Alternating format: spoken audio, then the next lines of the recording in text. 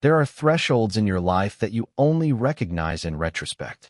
They aren't grand arches or ceremonial doorways. They are quiet, unassuming things. A hallway in a shared apartment after midnight. The hum of a refrigerator. The sliver of light from a bedroom door left intentionally, impossibly, ajar. For months, that was my threshold.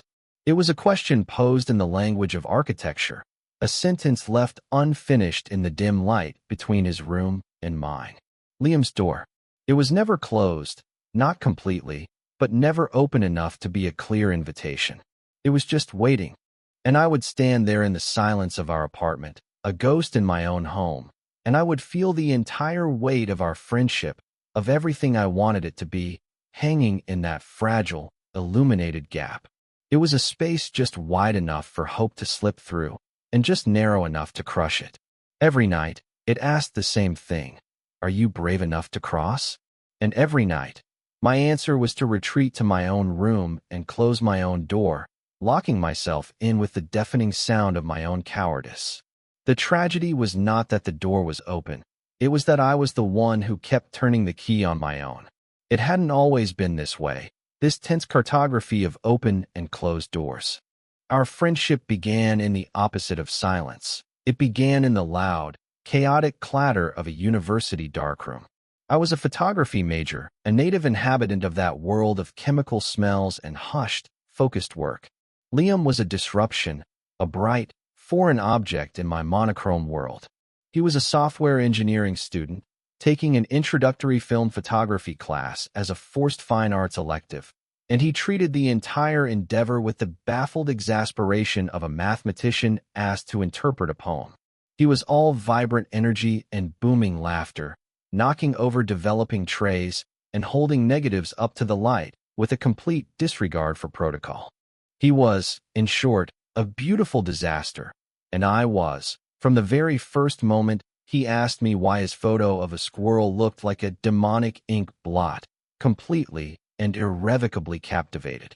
I became his unofficial tutor, his darkroom guide. Our initial interactions were purely transactional, at least on the surface. I'd show him how to properly agitate a roll of film, how to read a test strip, how to dodge and burn an image to bring out the hidden details. He, in turn, would buy me coffee and subject me to endless, intricate explanations of coding languages that I could never hope to understand. He spoke of Python and Java with the same passion I reserved for aperture settings and depth of field. He saw the world in lines of logic, in elegant systems and efficient solutions. I saw it in frames, in compositions of light and shadow, in moments stolen from the relentless flow of time. We were built from different materials, designed for different purposes, and yet, somehow, we fit.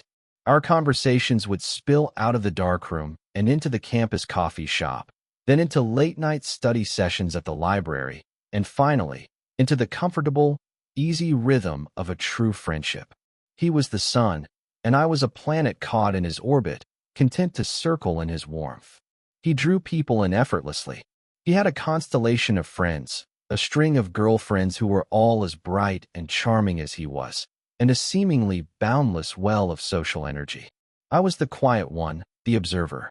My camera was a shield as much as it was a tool, allowing me to be present in the world without having to be fully a part of it. I preferred the periphery, the quiet corners of the parties he dragged me to. And from those corners, I watched him. I watched the way he'd run a hand through his perpetually messy brown hair when he was frustrated. I watched the way his eyes, a startling shade of green, would light up when he was explaining something he was passionate about.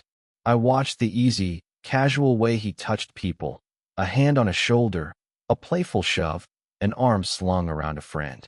It was all so artless, so unthinking, and it filled me with a quiet, persistent ache. The realization of my feelings wasn't a sudden lightning strike. It was more like a slow developing photograph, an image gradually emerging from the chemical bath of our shared time. One evening, sophomore year, we were crammed onto his dorm room floor with a group of his friends, watching some terrible action movie. He was sitting next to me, and in a moment of cinematic excitement, he grabbed my arm, his fingers pressing into my bicep. "Did you see that?" he shouted, his face illuminated by the flickering screen. And in that moment, the background noise faded, the movie disappeared, and all I was aware of was the heat of his hand on my skin. It was a simple, meaningless gesture, a bit of friendly punctuation in a loud conversation. But for me, it was a revelation. The image in my heart finally sharpened, revealing a truth I had been subconsciously cropping out of the frame.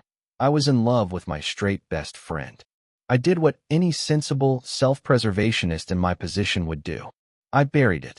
I packed the feeling away in a light-proof box and stored it in the darkest corner of myself. Our friendship was too important, too foundational to my entire college experience, to risk it on the impossible hope that he might ever see me as anything more than his quiet, artsy friend. And so I became an expert in emotional subterfuge. I learned to smile when he talked about a new girl he was dating. I learned to offer advice, to be the supportive friend, all while my own feelings churned beneath the surface like a turbulent sea. He was completely oblivious, of course. Why wouldn't he be? I had given him no reason to suspect otherwise. To him, I was Julian, his buddy, the guy who understood light and shadow. He had no idea that he was the source of all the light in my life, and the cause of all my deepest shadows. After graduation, the thought of that orbit dissolving was unbearable.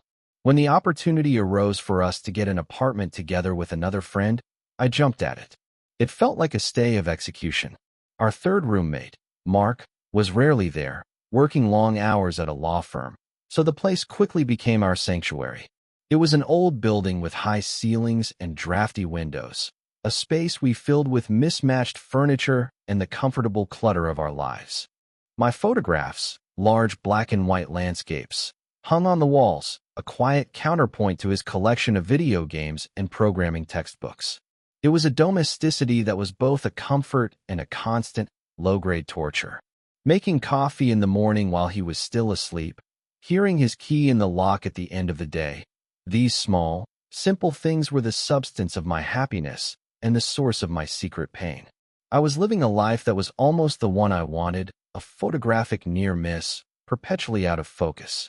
For 2 years, this was our normal. A steady, predictable rhythm. I had my photography studio, a small rented space downtown where I did freelance work. He had his demanding job at a tech startup, a world of deadlines and corporate pressures. I was his anchor, the calm port he returned to after a stormy day. He was my constant, the bright, unwavering point on my horizon. He was dating a woman named Sarah, a graphic designer who was smart and funny and, by all accounts, perfect for him. I learned to like her, to compartmentalize the jealousy that pricked at me whenever I saw them together. I convinced myself that this was enough. To be near him, to be the person he trusted most in the world. Even if that trust was purely platonic, it had to be enough. I built the walls of my fortress high, protecting the fragile friendship we had, and protecting myself from the sharp edges of my own yearning. The doors in our apartment were just doors. His was closed at night, and mine was too. The hallway was just a hallway, a space to be traversed, not a territory of unspoken meaning. And then, one Tuesday in October, the foundations of our carefully constructed world cracked. The shift began with the sound of a key in the lock, followed by a silence that was heavier and more absolute than any I had ever heard in our apartment. It was just after 9 in the evening. I was in the living room, editing a set of portraits, the soft click of my mouse the only sound in the room. Liam was supposed to be out with Sarah, a celebratory dinner for her promotion. The abruptness of his return was the first dissonant note. He walked into the living room and didn't turn on the main light, leaving us in the intimate glow of my desk lamp. He looked hollowed out, as if someone had reached inside him and scooped out everything that made him Liam. His shoulders were slumped, his face was pale, and his usually bright eyes were dull, like sea glass washed up on a winter beach. He didn't speak. He just walked over to the armchair in the corner and folded into it, a marionette with its strings suddenly cut. I waited, my hands hovering over my keyboard. The silence stretched, filled with a palpable misery. Finally, I broke it, my voice softer than I intended. "Hey, you're back early." He looked up, and the sheer desolation in his expression was a physical blow. He tried to form a smile, but it was a pathetic, broken thing that didn't reach his eyes. "She ended it," he said, his voice a rough, frayed whisper. It wasn't just the words, it was the finality in his tone, the sound of a door slamming shut on a significant part of his life. He said she felt they were on different paths, that he was too consumed by work, that the spark was gone. He recited the reasons dutifully, like a student repeating a lesson he didn't understand, his voice devoid of emotion. But his body betrayed him. He was trembling, a fine, almost imperceptible tremor that ran through his entire frame. I abandoned my work, moving to sit on the edge of the coffee table in front of him. I didn't know what to do, what to say. My own feelings were a confusing, treacherous mess. A dark, shameful part of me felt a flicker of something akin to hope, a feeling I immediately crushed with guilt. The dominant emotion, however, was a profound, aching empathy for his pain. To see him so broken, so unmoored, was to see the world tilted on its axis. He was the force of nature, the unshakable one. I was the quiet observer. Our roles had been clearly defined for years. But now, he was adrift, and I was the only land in sight. "I'm so sorry, Liam," I said, the words feeling horribly inadequate. He just shook his head, burying his face in his hands.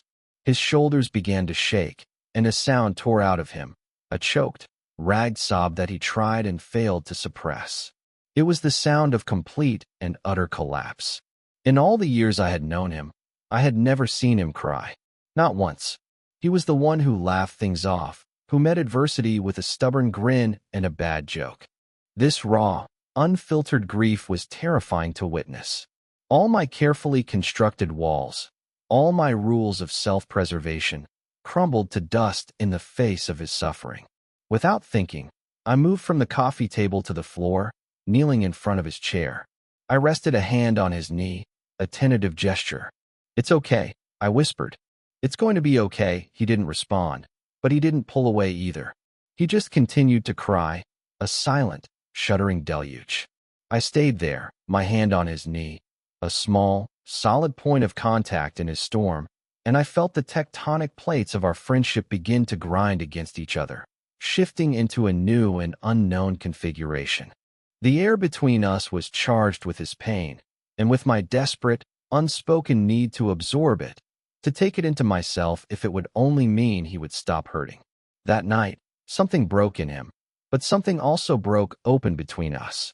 A new door had been unlocked, one I never even knew existed, and the cold, terrifying draft of change was beginning to blow through. That night was the beginning of the ritual. After his tears had subsided into exhausted, shuddering breaths, he finally looked at me, his eyes red-rimmed and lost. He seemed smaller, younger, stripped of all his usual confident charisma. He mumbled something about going to bed, and I watched him push himself out of the chair, his movements slow and heavy, like he was moving through water. He got halfway to his room before he stopped, his hand on the hallway wall, his back to me. He stood there for a long moment, and I could feel the indecision radiating from him. Then he spoke, his voice so quiet I almost missed it. "Julian." "Yeah." I was still on the floor, my own limbs feeling stiff and strange. He turned his head slightly, not looking at me directly. I don't think I can. I don't want to be alone right now." The words hung in the air, freighted with a vulnerability so profound it was almost shocking. This was Liam, the self-sufficient, the life of the party, admitting a need so fundamental it felt like a confession. My heart hammered against my ribs, a frantic, panicked bird. My mind raced through 1,000 possible responses, all of them inadequate. But my voice, when it came, was calm. "Okay," I said. "The couch." It was a neutral offer, a safe harbor in a storm of unspoken possibilities. He nodded, a barely perceptible motion, and retreated to his room, emerging a few minutes later with his pillow and a blanket, looking like a refugee seeking asylum. We didn't talk. I took one end of our long, worn sofa, and he took the other. I grabbed a spare blanket from the hall closet and pretended to be engrossed in the muted television, giving him the space to settle. The apartment was silent except for the low murmur of a late-night talk show and the sound of his breathing. He lay down, facing away from me, a tense, rigid line under his blanket. I sat there for what felt like hours, hyper-aware of his presence just a few feet away. I could feel his misery as if it were a physical force, a drop in temperature in the room. I cataloged every sound, the rustle of his blanket, the soft, hitching sighs that punctuated his breathing. It was an exercise in excruciating restraint. Every instinct I had screamed at me to go to him, to offer some form of physical comfort, but I was paralyzed by the fear of crossing a line, of misinterpreting his need as something it wasn't. Sometime after 2 in the morning, in the deep, quiet trough of the night, he shifted. He turned over, his back now to the room, facing me. In the dim, bluish light of the television, I could see his eyes were closed, but his brow was furrowed in a troubled sleep. Then, slowly, unconsciously, he moved. It was a small migration, an inch at a time, a sleeping man seeking warmth. His feet brushed against my leg, and I froze, my entire body going rigid. He didn't stop. He continued his slow, somnambulistic journey across the couch until his head was resting on the cushion next to my thigh. His body curled into the space beside me. His hand, which had been tucked under his pillow, came to rest on my leg, his fingers limp in sleep. My breath caught in my throat. I was trapped, pinned by the weight of his unconscious trust and the terrifying intensity of my own reaction. His hair was inches from my hand. I could smell the faint, familiar scent of his shampoo, a clean, sharp scent that I suddenly felt I could drown in.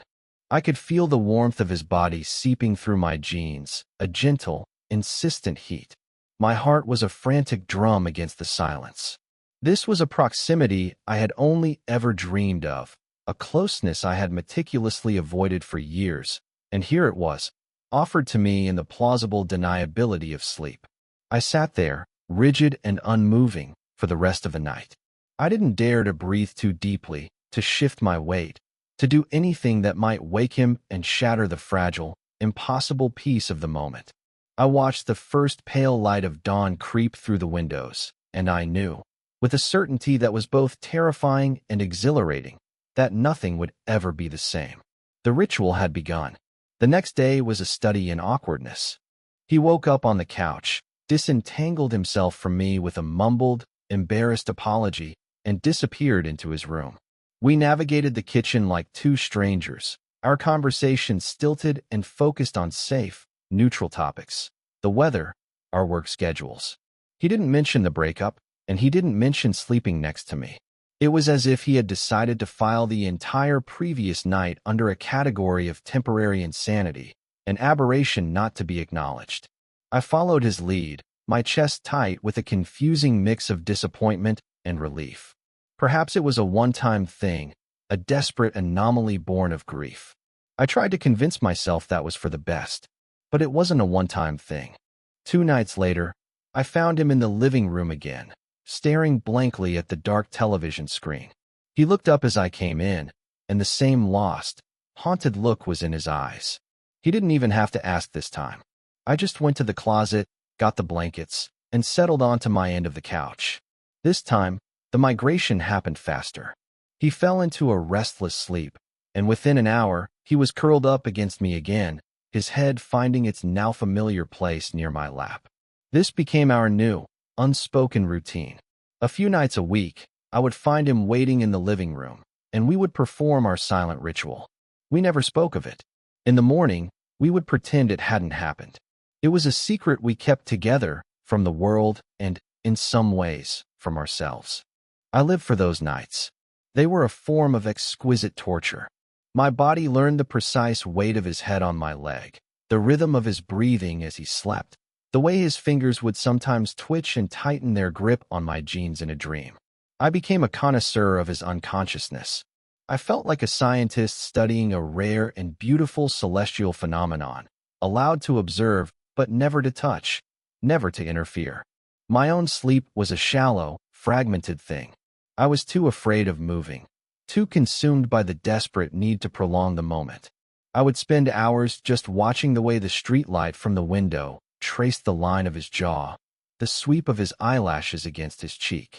I was creating a mental archive of these moments, a gallery of secret portraits that no one else would ever see. Then, the ritual evolved. He stopped waiting for me in the living room. Instead, another signal emerged, one far more subtle and infinitely more potent. His bedroom door. It used to be that when Liam went to bed, his door was shut tight. It was a firm, definitive boundary.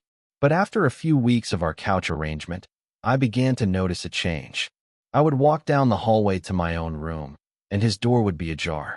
Just a crack, a sliver of warm light spilling into the dark hall. The first time I saw it, I thought nothing of it. An oversight.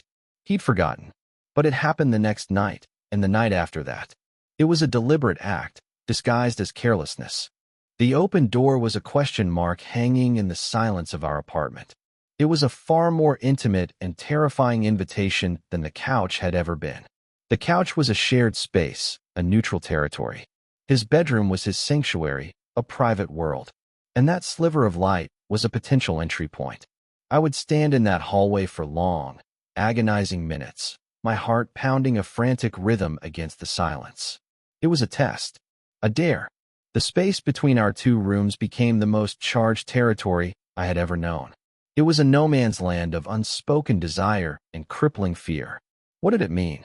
I would ask myself this question 1,000 times, turning it over and over in my mind until it was worn smooth with anxiety. Was he just a restless sleeper who needed airflow? Was he subconsciously leaving it open, a primal fear of being alone in the dark? Or was it for me? Was he, in his own confused, fumbling way, telling me that the boundary between us was no longer solid? Was he inviting me to cross it? The ambiguity was maddening. It was a masterpiece of plausible deniability. If I were to walk into his room, he could feign sleep or surprise, claiming he had no idea the door was even open. If I did nothing, then nothing was lost, no lines were crossed, no friendship was jeopardized. He had created a perfect, risk-free emotional experiment, and I was the variable. For weeks, I did nothing. I would pause in the hallway, my hand hovering near the doorknob, my entire being thrumming with a mixture of hope and terror. I would see the sliver of light and feel it like a physical pull, a current dragging me toward his shore. But the fear was always stronger. The fear of misreading the signal, of shattering the delicate, unspoken truce we had established.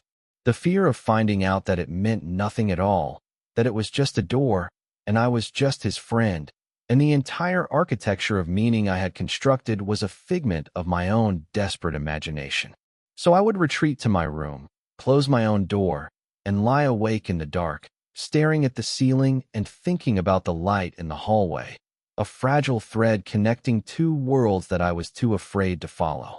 The silence of my room was a poor substitute for the sound of his breathing, but it was safe. And for a little while longer, safety was enough. The night everything changed started like any other. It was a cold, rainy Thursday in late November. The kind of night that makes the world feel smaller, drawing the boundaries of your existence into the warm circle of light inside your home. We had ordered pizza and were on the couch, engaged in our usual ritual of pretending to watch a movie. The film was some forgettable sci-fi epic, all loud explosions and dramatic pronouncements, but it served its purpose as background noise, a screen for our silence. Liam had been quiet all evening, not the sad, broken quiet of the weeks before, but a different kind, a thoughtful, heavy silence.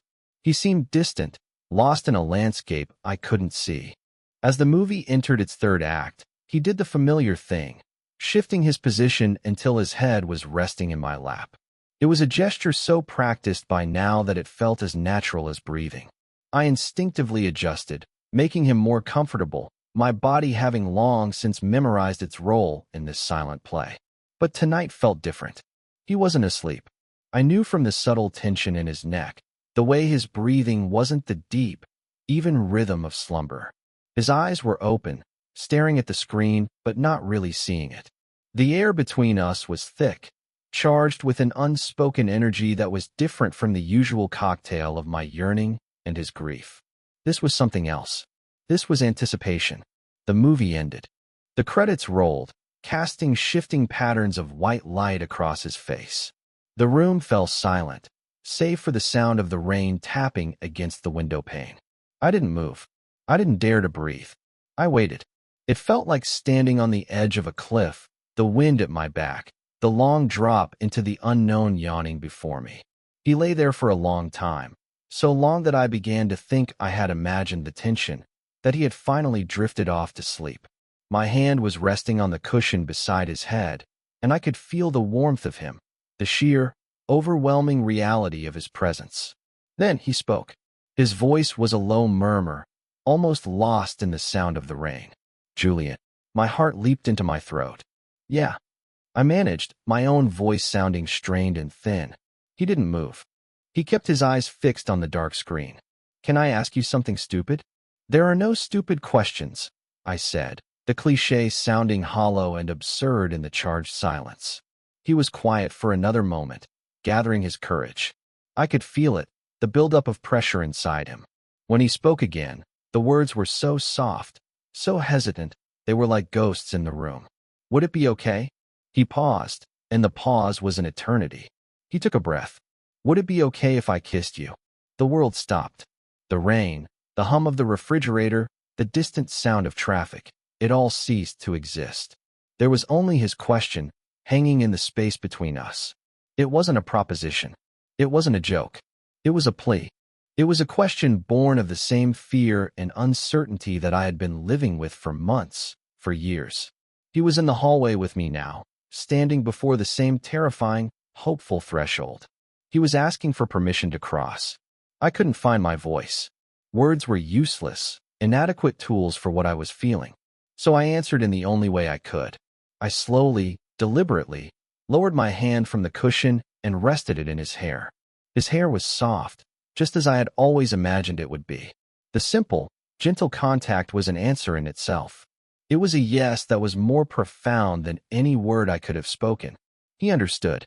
He turned his head on my lap, his green eyes, luminous in the dark, finally meeting mine. There was no artifice in his gaze, no bravado. There was only a raw, terrifying vulnerability that mirrored my own. He slowly pushed himself up, his movements tentative, as if he were afraid I might bolt. He moved until he was kneeling on the couch in front of me, our faces just inches apart. He searched my eyes, looking for a sign, a confirmation, and I held his gaze, trying to pour all the years of unspoken feeling into that single, silent connection. Then he leaned in. His lips met mine with a hesitant, questioning softness. It wasn't a kiss of passion or demand. It was a kiss of discovery. It was quiet and gentle and unbelievably, heartbreakingly sweet. It was the taste of rain and salt and the end of a long, lonely wait. It was the feeling of a door finally clicking shut behind you, not to lock you in, but to make you safe. In that moment, all the noise in my head, all the anxiety and the fear and the endless analysis went silent. There was only the soft pressure of his mouth on mine, and the overwhelming, staggering relief of being found. The crossing had been made. We were on the other side. The morning after was a landscape of brittle silence. The beautiful, fragile world we had built on the couch the night before seemed to have dissolved with the dawn. I woke up first alone. The blankets were folded neatly on the armchair, a silent, orderly repudiation of the messy, emotional truth of the previous night. I found Liam in the kitchen, already dressed for work, staring into a mug of coffee as if it held the answers to the universe. He didn't look at me when I came in. The air, which had been so full of tender discovery, was now thin and cold, charged with a new, excruciating tension. "Hey," I said, my voice unnaturally loud in the quiet room. "Morning," he replied, his gaze fixed on the steam rising from his mug. He took a sip of coffee, a small, deliberate action that felt like he was building a wall, brick by brick. The easy intimacy of our shared space had vanished. We were two strangers again, orbiting each other in careful, calculated arcs. The kiss, which had felt like a destination, a final, definitive answer, now felt like a terrible, reckless mistake. I could feel him withdrawing, pulling away from me, from what had happened between us at an alarming speed. He finally looked at me, but his eyes were guarded, the vulnerability of the night before replaced by a shuttered, remote expression.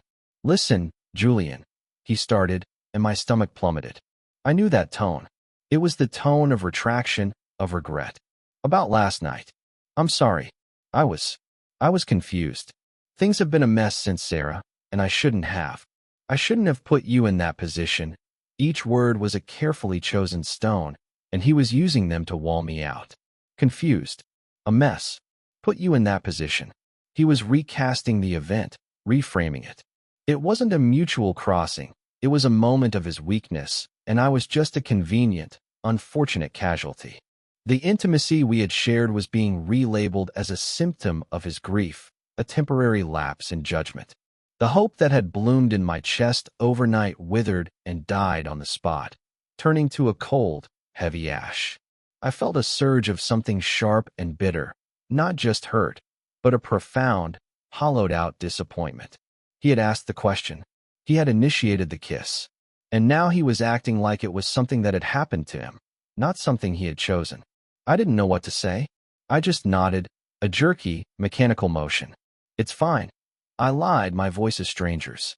"Don't worry about it." It was the old reflex, the instinct for self-preservation kicking in.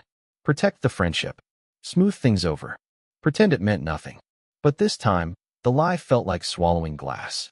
He seemed to seize on my false absolution with a palpable relief. "Okay," he said, nodding quickly. "Good." He drained his coffee, rinsed the mug with a clatter that sounded like a gunshot in the silence, and grabbed his keys. "I'm going to be late," he said, already moving toward the door. And then he was gone. The apartment felt huge and empty without him. I stood in the kitchen, listening to the silence he had left behind. That night, for the first time in months, his bedroom door was firmly, unequivocally shut. The hallway was just a hallway again, dark and meaningless. The ritual was broken.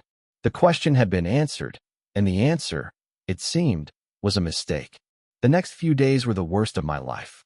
We lived together as ghosts, communicating in monosyllables, carefully avoiding each other's eyes. The couch went unused. The comfortable, lived-in silence that had once defined our home was replaced by a strained, painful quiet that was thick with unspoken words. Liam was a whirlwind of activity. He stayed late at work, went to the gym, made plans with friends I barely knew.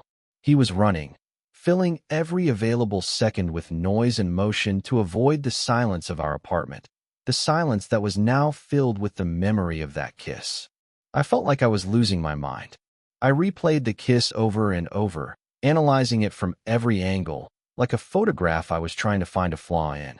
Had I imagined the tenderness, the vulnerability in his eyes? Had I projected my own feelings onto him so completely that I had manufactured a meaning that was never there? The thought was agonizing. It made me feel foolish and pathetic. The hurt was a constant, physical presence, a dull ache behind my ribs. But underneath the hurt, something else was beginning to smolder, frustration. I was tired of the silence. I was tired of living in the ambiguous spaces he created and then abandoned. I had spent years protecting our friendship by hiding my feelings, and now that the truth was out, he was the one hiding. I had been brave enough to meet him at the threshold, and he had slammed the door in my face. On the 4th day of our Cold War, I couldn't take it anymore. He came home late, looking exhausted, and tried to slip past the living room and down the hall to the safety of his room. I was sitting in the dark, waiting. "Liam," I said, my voice stopping him in his tracks. He turned slowly, his silhouette framed by the light from the hallway. "What's up?" he asked, his tone wary. I stood up. My heart was pounding, but my resolve was firm. I was done with the shadows. "We need to talk," I said. "Really talk. No more pretending it didn't happen." He let out a heavy sigh, running a hand through his hair in that old, familiar gesture of frustration. "Julian, I already said I was sorry. I was out of line." "No," I said, taking a step closer. My voice was quiet, but it didn't tremble. "That's not what I'm talking about. I don't want an apology. I want the truth. You asked me a question that night, Liam. You looked at me like you meant it, and then you erased it. You're trying to pretend it was nothing, and it wasn't nothing. Not to me. The words were out, a raw and honest admission, and I felt a terrifying sense of release. I can't live in the hallway anymore, I added, the metaphor falling from my lips before I even realized it. I can't stand outside your door, trying to guess what you're thinking, what you're feeling. You have to let me in, or you have to close it for good. But this in-between, this silence, it's killing me. He stared at me, his face a mask of conflict in the dim light. I could see the battle raging in his eyes, the fear, the confusion, the flicker of something else, something deeper. He opened his mouth to speak, then closed it. He looked trapped. And then, to my utter astonishment, his composure finally, completely shattered. His face crumpled, and he leaned his forehead against the wall, his shoulders shaking. I don't know what to do, he whispered, his voice thick with unshed tears. I don't know what I'm doing. He looked up at me, and all the walls he had built came crashing down. The guardedness was gone, replaced by a desperate, pleading honesty. It wasn't nothing, he said, his voice cracking. Of course it wasn't nothing. It's the only thing that's felt real in months. And that terrifies me, Julian. It terrifies me because I've never felt this way about a guy before. I don't know what it means. All I know is that after it happened, I panicked. I felt like I was standing on the edge of something huge, and I didn't know how to handle it. I thought if I pushed you away, if I pretended it was a mistake, everything would go back to normal. He let out a harsh, broken laugh. But it didn't. It just made everything worse. I miss you. I miss my best friend. His confession, messy and scared and utterly genuine, washed over me, extinguishing the last embers of my anger and frustration. He wasn't rejecting me. He was just lost. He was standing on the other side of the threshold, just as terrified as I had been, but with none of the years of quiet self-reflection to guide him. He was at the beginning of a journey I had been on for a long, long time. I closed the distance between us, and, without a word, I wrapped my arms around him. He stiffened for a second, surprised, and then he melted into the embrace, burying his face in my shoulder and holding on to me like I was the only solid thing in a collapsing world. We stood there in the middle of the hallway, the symbolic space of all our fear and uncertainty, and for the first time, we were holding on together. The conflict wasn't over, but the war of silence was. And in its place, we had found the fragile, terrifying, and beautiful beginnings of the truth. That conversation in the hallway became a new foundation.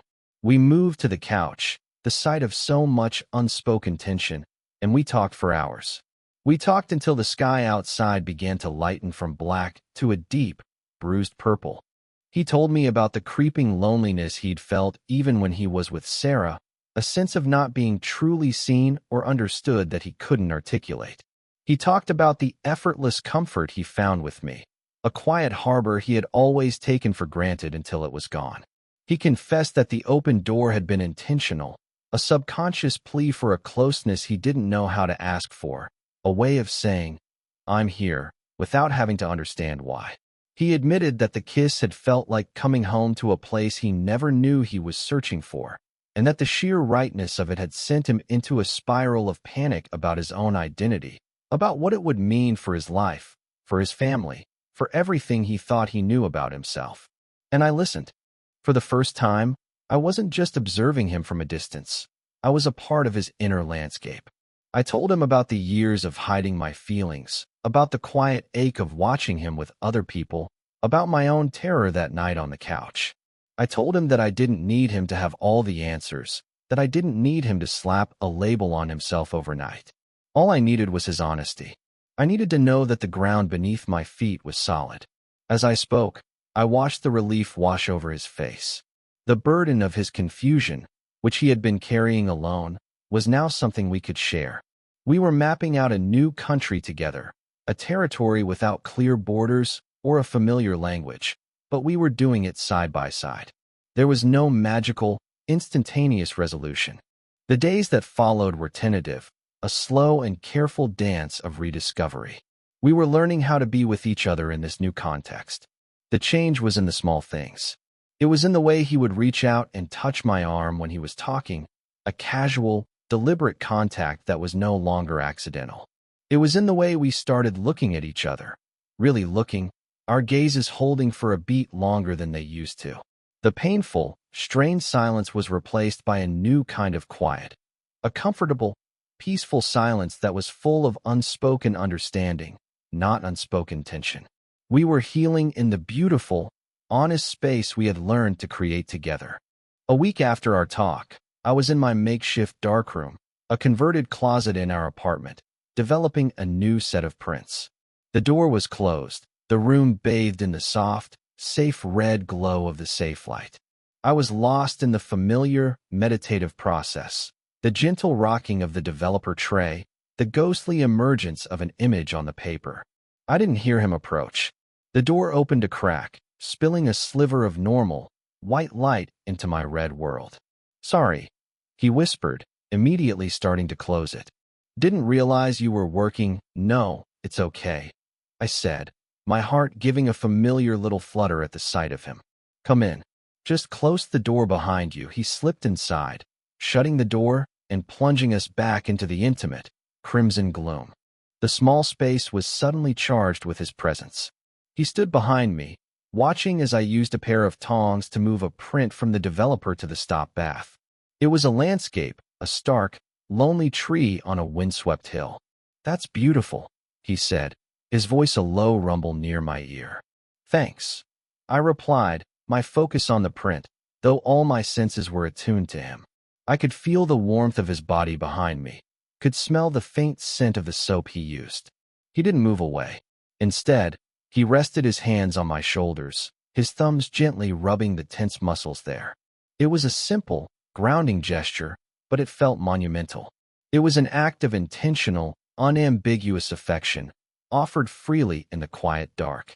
"You know," he said softly, his chin coming to rest on my shoulder as he looked down at the image floating in the tray. "For a guy who sees the world in black and white, you have a funny way of making everything feel more colorful." I leaned my head back against his, closing my eyes for a moment, absorbing the simple, profound peace of his presence. He was right here. He wasn't running. He was choosing to be here, with me, in the dark. Our new normal was a quiet domesticity. It was making coffee for him in the morning and having him kiss the back of my neck as a thank you. It was him ordering my favorite takeout after I'd had a long day. It was me taking his picture, not as an observer cataloging his beauty from afar, but as a participant, capturing the new, soft vulnerability in his eyes that was reserved just for me. His bedroom door was now usually closed at night, but it no longer felt like a barrier. It was just a door, because more often than not, we were both on the same side of it. The couch ritual was resurrected, but it was transformed. There was no pretense of watching a movie. We would just lie there, tangled up in each other, talking or just being silent, and his head would still find its way to my lap. But now my fingers would be threaded through his hair, and it was a comfort that was freely given and gratefully received. One evening, months later, we were on that same couch. A movie was playing, but neither of us was watching. The rain was tapping against the window, a gentle, rhythmic percussion that felt like a callback to the night everything changed. He was curled against my side, his head on my chest, his hand resting over my heart. I was stroking his hair, my mind drifting, thinking about the long, winding path that had brought us to this moment of simple, unassailable peace. He shifted, tilting his head back to look up at me. His green eyes were clear and steady in the flickering light from the television. There was no confusion in them anymore, no fear. There was just a deep, quiet certainty. He didn't say anything. He just leaned up and kissed me. It wasn't a questioning kiss, not like the first one. It was a statement. It was a period at the end of a long, complicated sentence. It was the feeling of being home. We learn to measure our lives in the spaces we inhabit, the rooms we live in, the cities we call home. But sometimes, the most significant spaces are not physical at all. They are the thresholds between one state of being and another, the hallways between who we were and who we are becoming. For so long, the space between Liam and me was one of fear, of unspoken longing, a gap defined by a door left ajar. We spent so much time standing on opposite sides of that divide, afraid to cross. But we learned that a home isn't a place you find, it's a place you build. You build it with honesty and courage. You build it in the quiet moments of shared vulnerability. You build it not by closing doors to keep the world out, but by finally finding the one person you want to be on the same side of the door with, turning the key together and knowing, with a quiet and unshakable peace, that you are finally, completely safe.